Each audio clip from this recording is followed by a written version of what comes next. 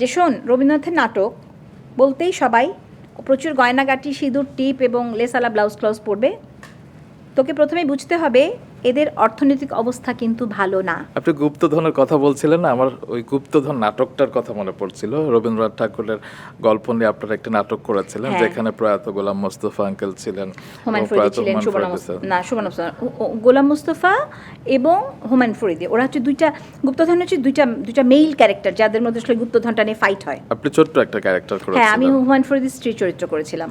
তবে শুটিং এর দিন আপনি একটি গুপ্তধন পেয়েছিলেন, হ্যাঁ, সেটি শুনি।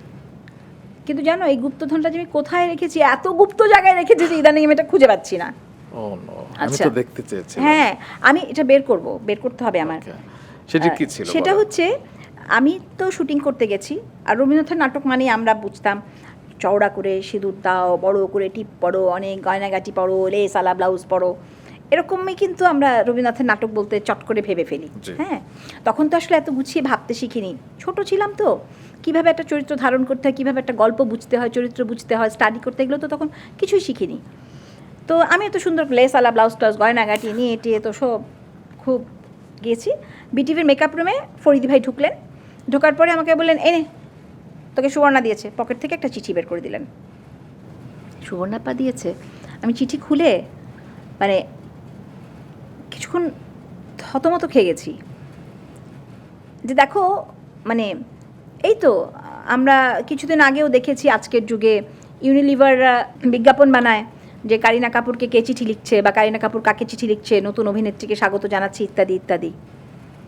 ঠিক আছে, এই গল্পগুলো তো আমাদের জীবনে বহু বহু বহু আগে ঘটে গেছে, কোনো রকম মানে বিজ্ঞাপনের আড়ম্বর ছাড়াই, যেগুলো আমাদের খুব খুব নিজস্ব, খুব ভালোবাসার, খুব আবেগ অনুভূতির জায়গা, যেই সময়টার মধ্যে আমরা আসলে ছিলাম।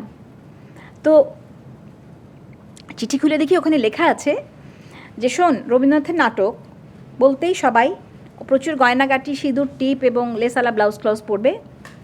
তোকে প্রথমেই বুঝতে হবে এদের অর্থনৈতিক অবস্থা কিন্তু ভালো না, অতএব গয়নাগাটি সেই অর্থে পরা যাবে না।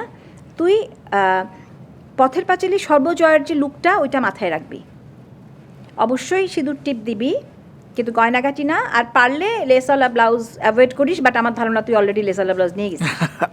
আসলে তাই লেসালা ব্লাউজ, এবং খুব সুন্দর করে না এঁকে দেওয়া, যে টিপটা কিন্তু ভ্রুর মাঝখানে পড়বি না, পড়বি উঁচুতে, মানে একটা লেখা এরকম ভ্রু এঁকে একটা টিপ এখানে রাখা, আর ভ্রু এঁকে একটা টিপ উপরে দেওয়া আর কি, টিপটা কিন্তু এখানে পড়বি।